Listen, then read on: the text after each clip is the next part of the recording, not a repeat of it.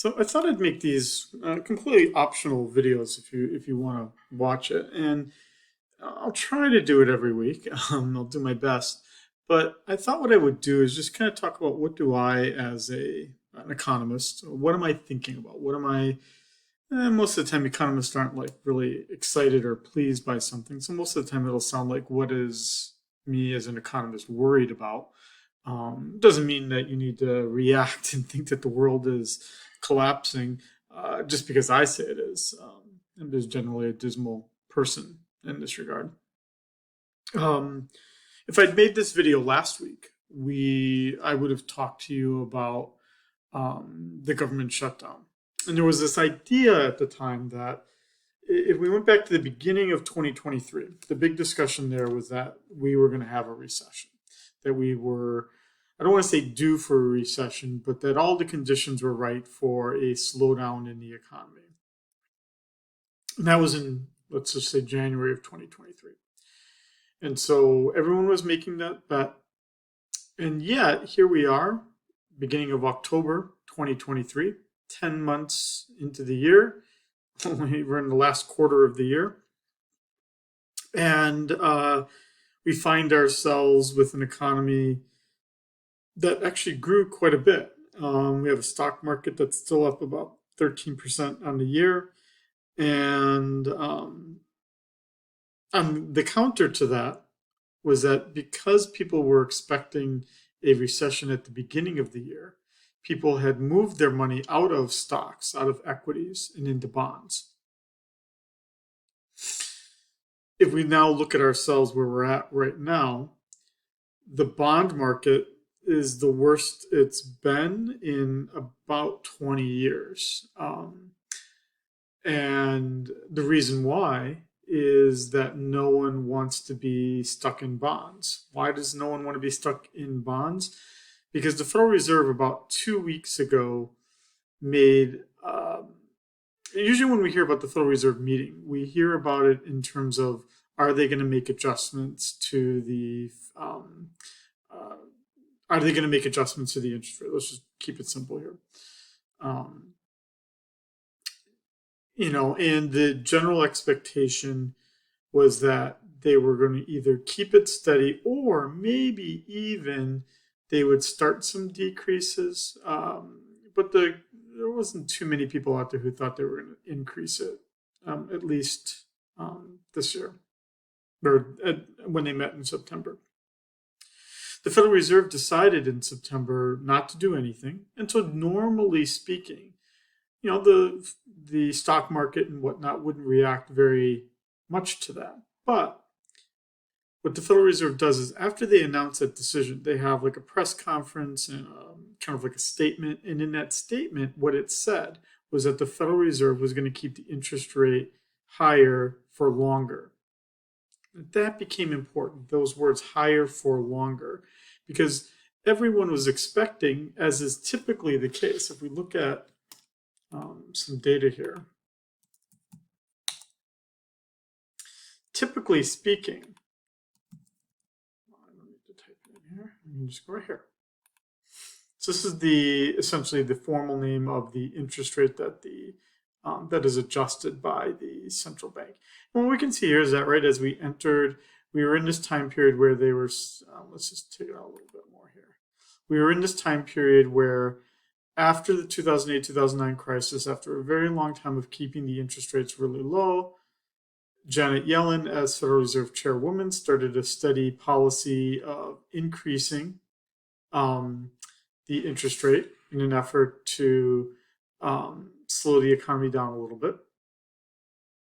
Then, now notice, this is before COVID. So COVID would be what, right around here? Yeah, in the March time period. There was some concerns about a recession. So there was some attempts to stimulate the economy. And this would have been under Jerome Powell, the Federal Reserve Chairman, who replaced Janet Yellen. And then COVID hits, and what they did is this really rapid decline down to zero to kind of stimulate the economy out of this very brief recession we had during COVID.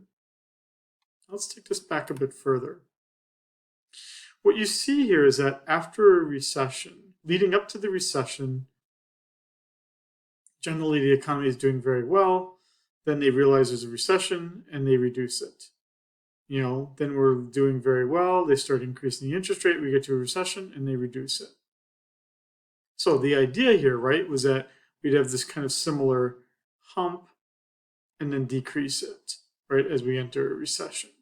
But now what the Federal Reserve is saying is times have changed, that we think that we need to keep the interest rate higher for longer. And so while the markets were betting that it was going to go down, maybe it's not going to go down so fast. Now, what that means is that if interest rates remain higher for longer, that's where we go back to something like this. So we're looking at things that are then directly affected by the interest rate. One of the primary ones being the mortgage rate, right? So in the mortgage rate, when we're looking at that kind of data, we can see here now, and this is looking at the mortgage rate above the average. What we're seeing here is that there's a lot of mortgages actually that are much higher. Let's scroll through this whole thing here. That are much higher than at least the federal funds rate would suggest. And we can see when we look at something like the Wall Street Journal, which is generally what markets and economists are all looking at, right? We have these discussions here of mortgage rate being the highest, I guess in this case, in the past 23 years, 7.49%. That the higher interest rate is going to mean that the government deficit is going to matter more because now they're going to have to pay more in interest costs. Those are just two of the things. But the other thing that Bloomberg, which would be the other kind of source that economists look at, as we wait for it to load here, would be that we have some concern about how the bond market is doing, and that's what we can see right here. That yields on the bond, meaning the interest rate that those things are yielding, are nearing their 20-year highs as well. So this is for Treasury inflation-protected securities. This is U.S. government debt. Hasn't been this high since 2007. That's ultra-safe bonds coming from the U.S. government, and that's where we're at. So, we can talk about all these kind of cool things like the crypto guy, Sam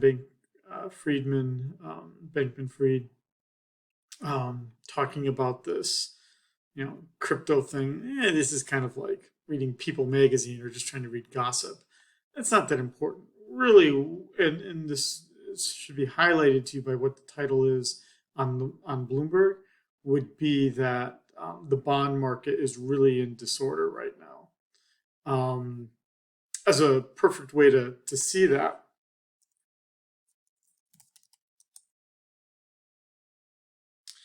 let's just look for a bond ETF, right? So this would be an exchange-traded fund, people buying an exchange-traded fund.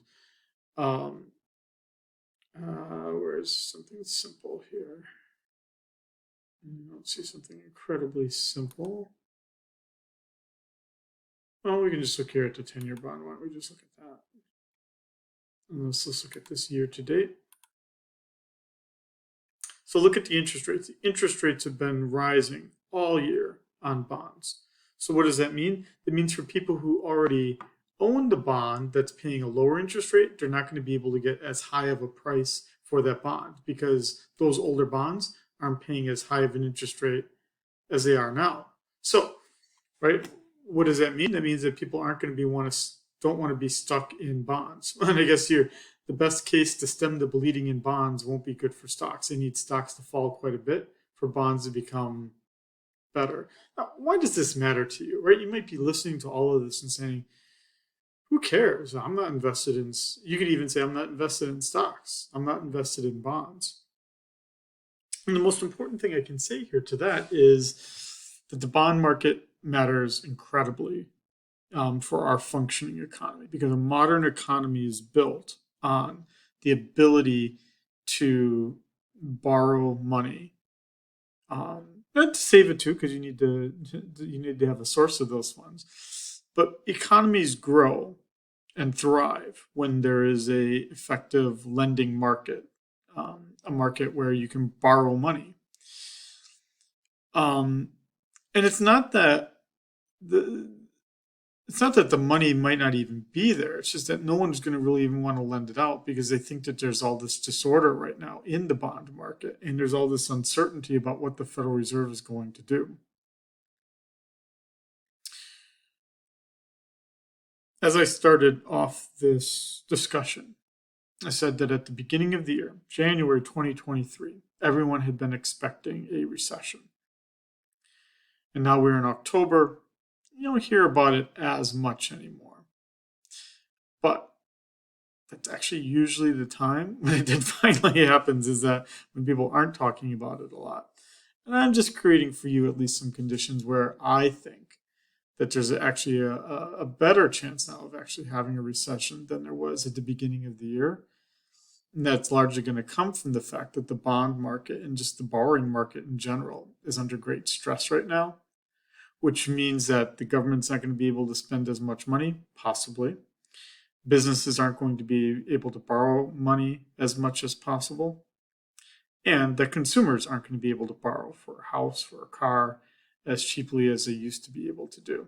And that all those things together will bring about some slowness in the economy. Now, it's October 5th of 2023. Let's see where I stand 2 months from now, or even 3 months from now. I'm not saying I'm going to be right. I'm just saying that at least the data as it presents itself right now does still suggest some weakness that we have going